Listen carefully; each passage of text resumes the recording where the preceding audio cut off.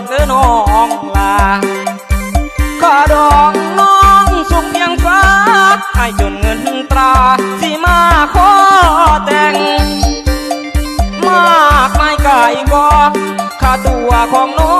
งนั้นทองเป็นโลมันแพงมันโคตรนักโคอย่าว่าแต่โลสลึงอายังบ่มีสิ้นสุดทันทีแสนโศกีบ่มีคือเพิ่นข้าดองแม่แก้มเปิ้นวันสูงเหลือเกินพ่อแม่น้องเอิ้นขาดเครื่องเงินคำหัวใจสุดซ้ำในวันวิวาข้าดองของน้องแก้วตานั้นสูงเพียงฟ้าอายสู้บ่ไหวตัดใจเด้อล่ะศาสตร์นี้นะพอได้แต่หาวันนี้สุดสิ้นความหัก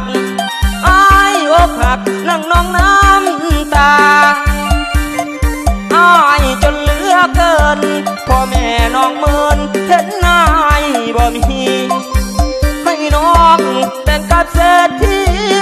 ผู้เขามีร่ำรวยเงินทองขอลาเด้อลาสายกำพร้าขอไว้พรใสให้น้องสมดังดวงใจจงสดใสอยู่กับเศรษฐีคอยวันพันปีอย่าได้มีโศกเศร้าโศกาส่วนนายกลายเป็นคนบ้า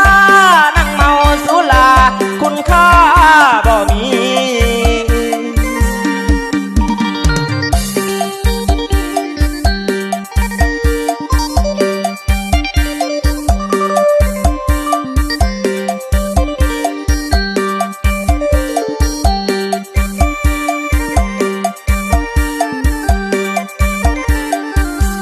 ใจเด้อล่ะ